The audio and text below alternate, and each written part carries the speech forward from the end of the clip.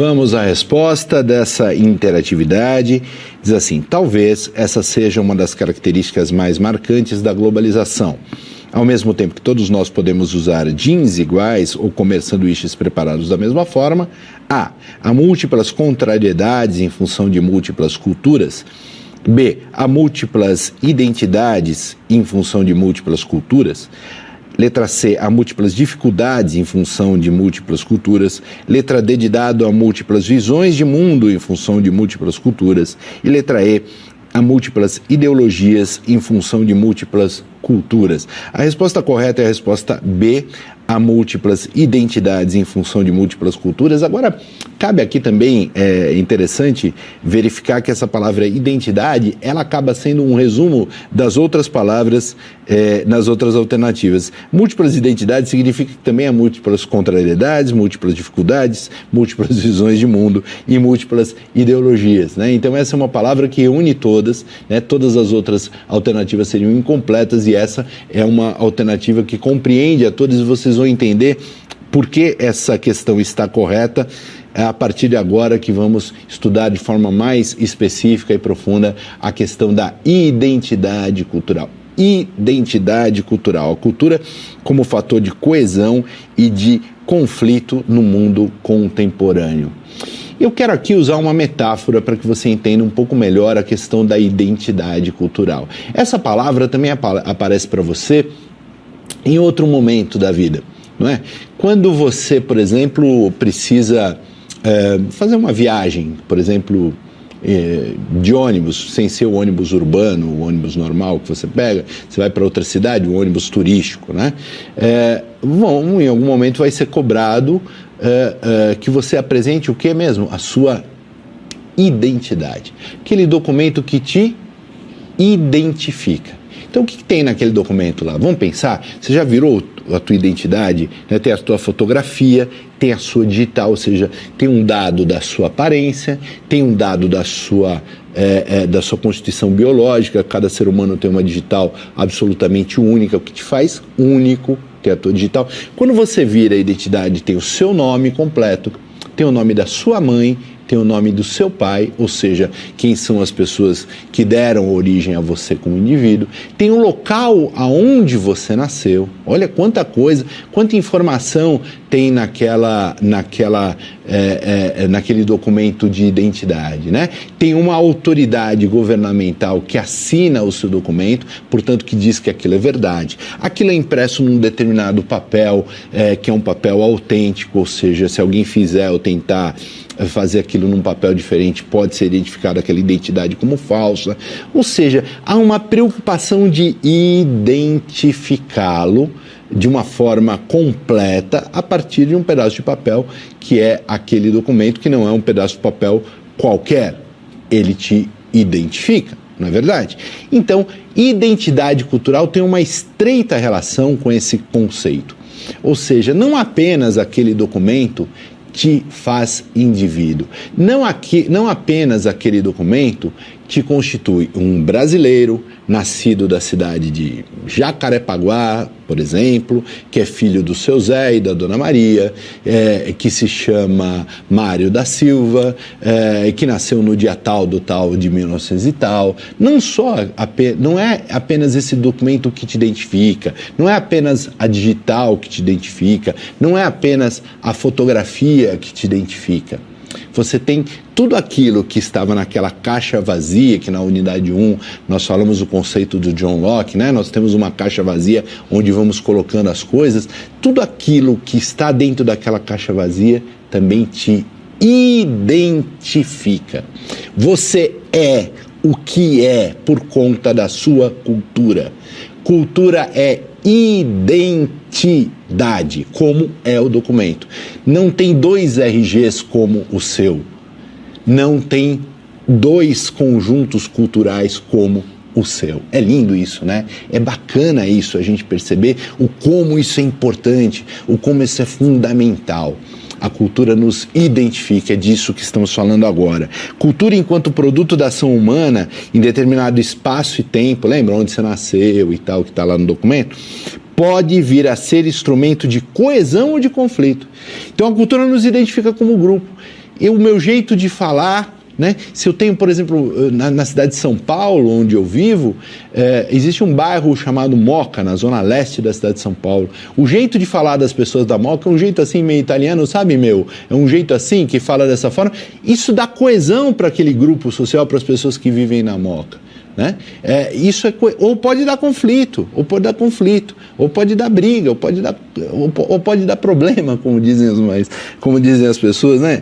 Então a coesão ocorre quando por algum motivo a unidade da comunidade é de importância para a sua sobrevivência, né? Estar unidos é importante para sobreviver. E por outro lado o conflito surge quando a cultura do outro é vista como ameaça. De novo a cultura do outro. Durante toda essa disciplina de homem e sociedade falamos do outro. Entender cultura é entender o outro. Se você conseguiu fixar esse conceito, esse professor aqui está feliz. Que cultura é o outro, a gente tem que viver para o outro, a gente tem que entender o outro. Quando a gente entende o outro dentro do seu processo cultural, a gente fica menos preconceituoso, a gente abandona as coisas que nos fazem, que geram conflito, né? E a gente passa a entender cultura como uma forma de coesão, de unir o grupo e de estarmos juntos e de irmos para frente. E aí a gente se desenvolve. Olha que frase bonita que existe aqui. O mundo da vida da favela tem regras e códigos próprios. É uma outra cidade dentro da cidade. Sua estrutura institucional é complexa e a escassez, a falta, né, de serviços públicos, a família, as igrejas de denominação evangélicas e ONGs, como a AfroReg, a CUFA, que é a Confederação Única das Favelas, coexistem com a presença do tráfico de drogas como um organizador central da vida cotidiana, né? Então isso fala desse pesquisador que fez um estudo sobre a vida nas comunidades, nas favelas do Rio de Janeiro e de como que essas comunidades se organizam. Mesmo estando dentro de uma cidade, de uma das maiores cidades brasileiras, mesmo gozando das urbanidades do Rio de Janeiro, quando você está naquele território designado favela / comunidade, o papel do tráfico de drogas diante da autoridade governamental, diante das questões religiosas, de tudo isso que é o caldo cultural, tem um papel organizador central na vida cotidiana daquelas pessoas. Ou seja, só entra o serviço tal se o traficante permite, só se faz tal coisa se o traficante permite. Tem comunidades assim postas que a adoção de uma determinada crença religiosa é proibida, porque o grupo de comando não o permite.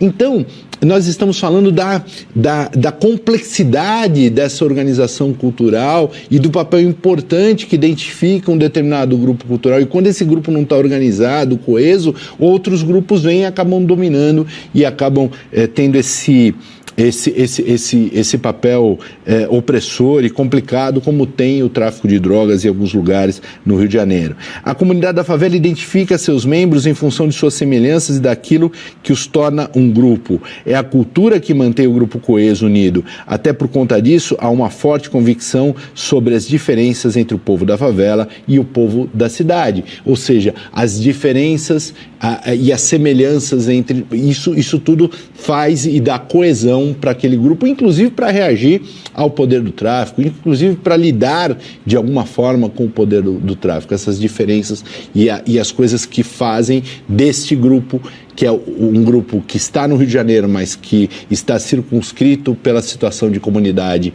e de favela, tem que viver. Então essa situação traduz também um código cultural de preservação do grupo, de sobrevivência do grupo, da lida com os opressores, da lida com o pleito de direitos e de tudo que acontece nessas comunidades. O conceito de habitatus foi desenvolvido pelo sociólogo Pierre Bourdieu, e diz respeito ao conjunto de expressões culturais que definem comportamentos e relações com outros grupos e com o ambiente, né? Hábitos culinários tradições religiosas, idioma, valores culturais, são vários os instrumentos utilizados para reforçar os laços de uma comunidade e estabelecer uma conexão identitária com o grupo. Um episódio interessante é encontrado nos processos migratórios dos judeus a partir do século XV, né?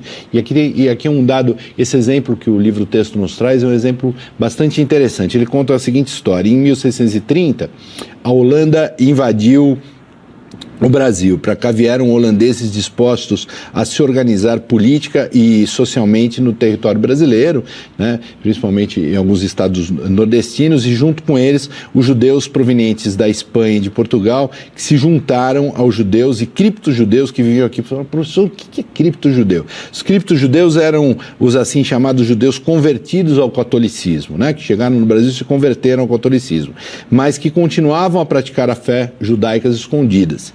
Essa prática de resistência, que exigia uma vigorosa reserva mental, incluía construir capelas com os nomes dos queimados na Inquisição. Também incluía o hábito de comparecer às igrejas para os cultos católicos, mas sussurrando as raízes, as rezas judaicas. Olha o tamanho da religião no papel da coesão desse grupo.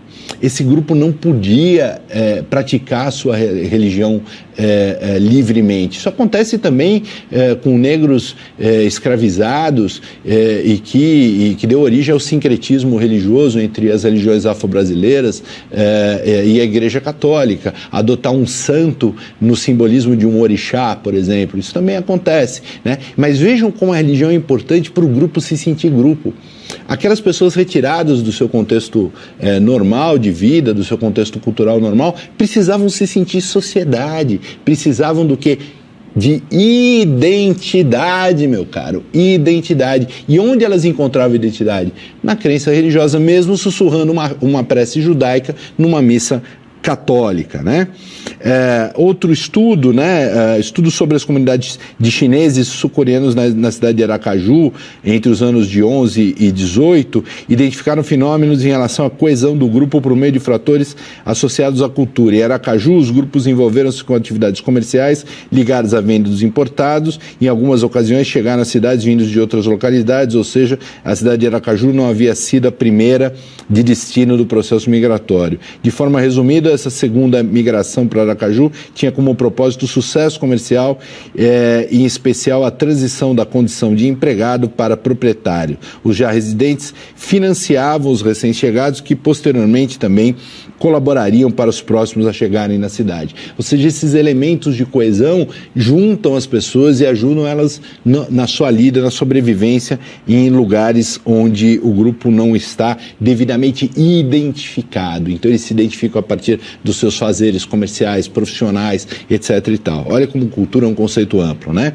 Esse modelo de organização ainda constituído como uma expressão cultural de ajuda e vínculo cultural fortemente enraizado nas nossas comunidades. Acontece na cidade de São Paulo, por exemplo, com lugares, restaurantes que acolhem restaurantes de latinos, que acolhem imigrantes latinos que vêm para cá para trabalhar na cozinha, como garçons, etc. Também isso é muito comum. Acontece com os bolivianos, que representaram 7% das migrações realizadas no Brasil. Essa migração para o Brasil teve início nos anos 50 e mesmo nos anos difíceis, nos anos 80, para a economia brasileira, os bolivianos continuaram vindo para cá, né? É um perfil jovem, solteiro, escolaridade média e tal, está indo para as oportunidades no Brasil, principal na indústria da confecção. Os bolivianos são muito importantes nesse setor da convicção e da confecção. E aí, a questão do choque cultural, essas pessoas chegam no Brasil e a gente tem que respeitar, né? Infelizmente, parte desse contingente acaba trabalhando em situações muito depreciativas, em indústrias que exploram por demais o trabalho dessas pessoas de uma forma absolutamente desumana. O convívio entre essas culturas não se dá sempre de forma harmoniosa, né? Essas ondas migratórias apresentam conflitos tanto na Europa quanto na América do Sul e tudo mais, né? Já falamos sobre os fenômenos de preconceito e a gente situa agora no contexto da globalização, e aqui tem os conceitos sobre exclusão, exclusão já falamos um pouco, provisoriedade, que é a posição em que considera os imigrantes prevalentemente como residentes temporários, né? Multiculturalismo, a posição que tende a garantir os grupos étnicos e o reconhecimento da identidade coletiva, né? Os conflitos gerados por o choque de diferentes culturas se manifestam de várias formas, né? A pior delas é o que passou a se configurar como terrorismo, né? E aqui tem a cena do atentado contra as Torres Gêmeas em 2001 com uma nova modalidade, né? Ao menos durante um bom tempo, nem sequer se conseguia identificar o agente que havia comandado o ataque. Demorou algumas semanas para que a Al-Qaeda, Organização Islâmica Internacional, fosse responsabilizada. Os atos terroristas não apenas causaram danos, mas as reações dos países industrializados à ameaça envolveram o aumento dos gastos com forças, equipamentos militares, tentativa de invasão e tudo mais. Enfim, o tamanho da consequência dessa intolerância, ela pode gerar dificuldades que atingem o mundo inteiro, e eu acho que o ataque do 11 de setembro é um bom exemplo dessa escalada de intolerância, de incompreensão e de preconceito de uma cultura em relação à outra. Vamos para a nossa última interatividade, que diz assim: a cultura, enquanto produto da ação humana em determinado espaço e tempo, pode vir a ser instrumento de coesão ou de conflito. A coesão ocorre quando, por algum motivo, a unidade da comunidade é de importância vital para a sua sobrevivência, podendo essa unidade se dar a partir da cultura. Por outro lado, o conflito surge quando a cultura do outro é vista como uma contribuição, é a letra A. Quando a cultura do outro é vista como uma possibilidade, é a letra B. Letra C, quando a cultura do outro é vista como uma ameaça. Letra D, quando a cultura do outro é vista como algo normal. Letra E, quando a cultura do outro é vista como um ponto de análise. Claro que a resposta correta é a letra C, quando a cultura do outro é visto como uma ameaça. É bom terminar essa unidade 2 da disciplina Homem e Sociedade, reforçando esse conceito tão importante, que a cultura que precisa ser vista, que precisa ser estudada, que precisa ser compreendida, é a cultura do outro. Estudar a cultura é estudar o outro. Estudar a cultura é estudar como nos livrarmos do preconceito. Estudar a cultura é estudar tolerância. Foi um prazer estar com vocês na disciplina Homem e Sociedade. Muito obrigado.